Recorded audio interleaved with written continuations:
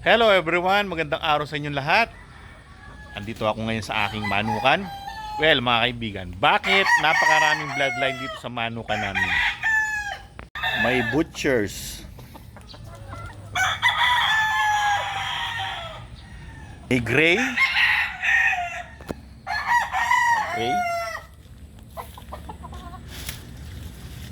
may gal, may lemon, may radio, may black, may gold, may blue, may bulik, may asil,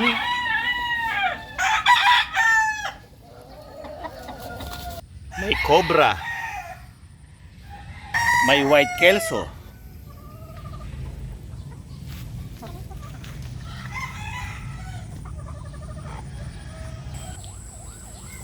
Joe Sanino White, JBK Kelso,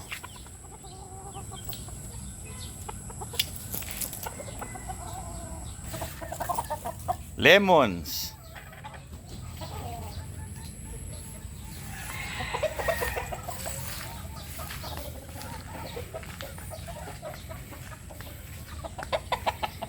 at Sweater.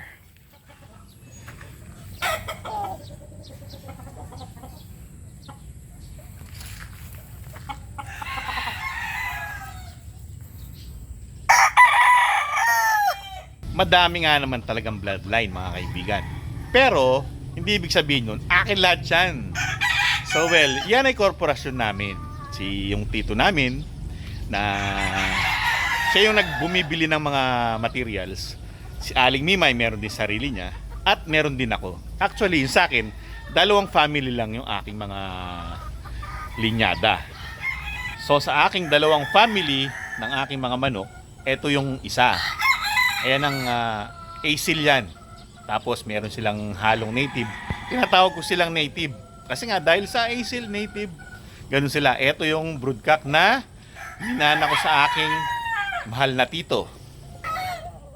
Yan. Pasensya na kayo, medyo maglulugo na yan. Ayan, meron ng bago sa likod niya. Speeder asil na galing kay Serge Capistrano.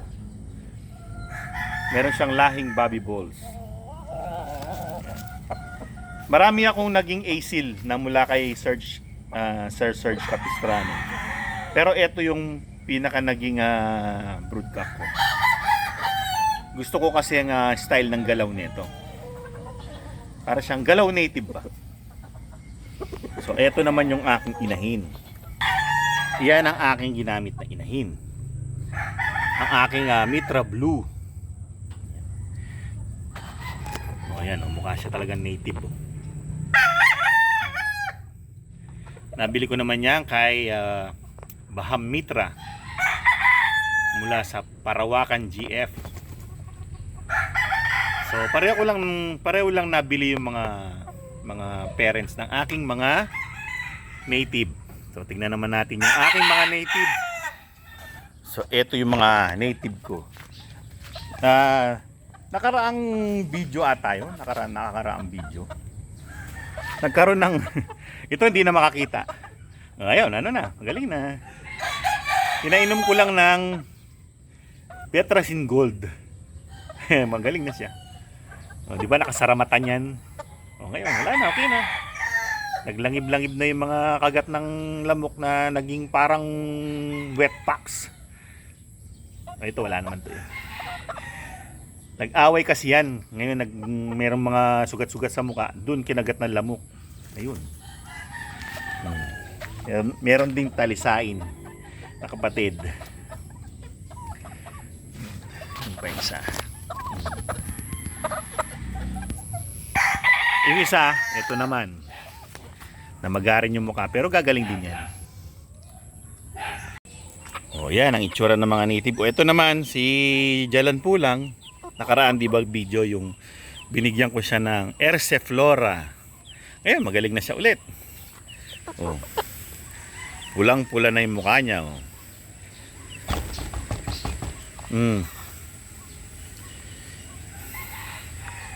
Yan, may glare lang ng ano. Dito natin kunan. Ayan.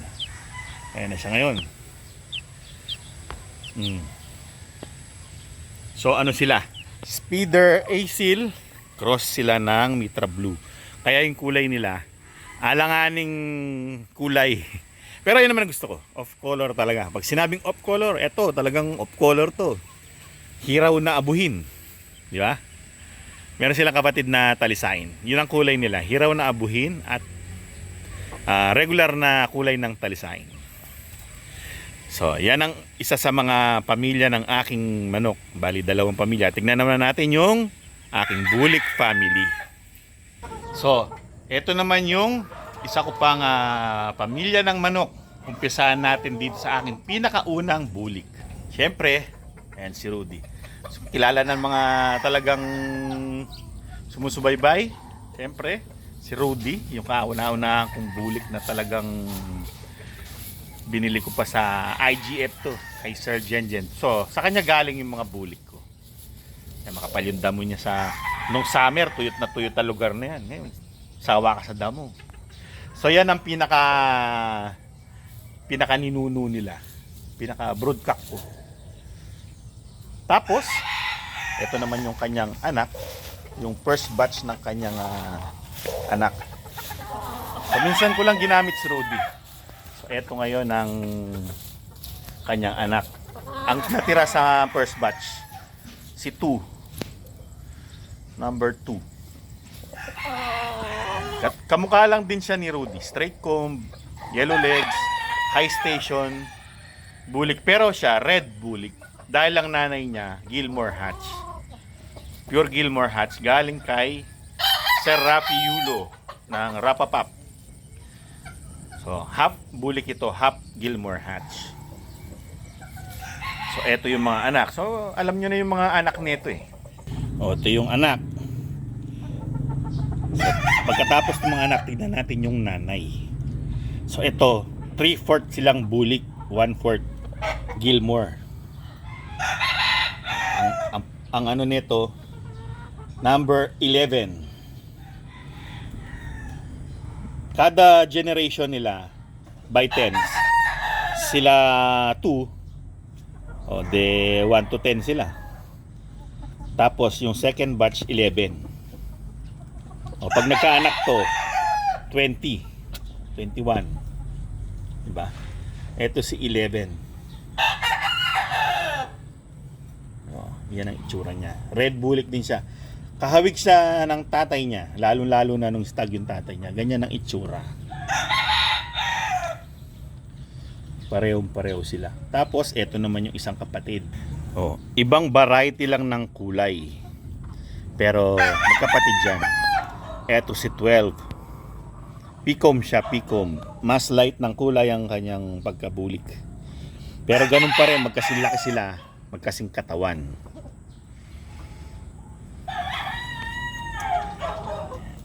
Actually, meron pang isa nito pero nagkasakit eh. Ganyan na kulay. Hindi pa rin sila kakulay ni Rudy. Si Rudy halos parang marami ng pati buntot. Puti na yung buntot ni Rudy. So, tignan pa natin yung isa pa. Ito naman, si 13. Red bulik din siya. Kawig siya nung pinaka kuya niya, yung 11. So, yung itsura. Magkakasing laki lang sila. Kasi laki, magkakasing katawan. Pare-pareho. Ang ganda kasi uniform sila. Uniform ang laki nila. Consistent yung itsura ng katawan, ng body conformation. Consistent. Tapos, eto yung nanay nila. Ayan, si Queen Bee, yan ang nanay. Ito, pure to, pure na Agilahas bulik din. Galing ko rin kay Sir Jenjen yan. So, ang ano nito, isa lang.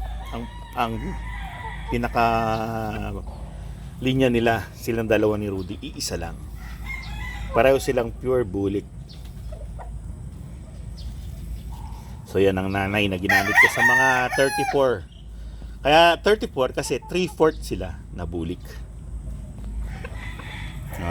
Diyan mag-uumpisa yung pinaka-family sa 34. Kasi siyempre, si Rudy, kinuha ko yan. Isang beses ko lang ginamit. Yun. Yan ang dalawang family ng aking mga manok. So well, mga kaibigan, maraming mga nagko-comment na ba't ang dami-dami daw mga linya, di ba? So hindi po sa akin yan. Nililinaw ko lang, hindi lahat sa akin yan. Tatlo kaming may mga alaga niyan. So kung i-divide mo, isa sa amin, tag-ilang linya lang. Hindi naman kami multiple linya. So ako lang ang nag-breed para kay Tito at para kay Aling Mimay. May mga combination si Tito na gusto na binread ko. Meron din na mga ako na mismo yung nag-isip ng combination. Ganon din kay Aling Mimay. Tapos may mga wild combination katulad nung Cobra at Gold. Yan. Tapos meron mga lumabas na tandang na mga paborito ko, yung mga gal, yan. Pati meron din akong bulik na hindi ko palahi, pero sa akin yun, binigay sa akin. Regalo sa akin yun ni Kuya Mandy. So well, mga kaibigan, maraming salamat sa inyong panonood. Hanggang sa susunod na episode. Alam.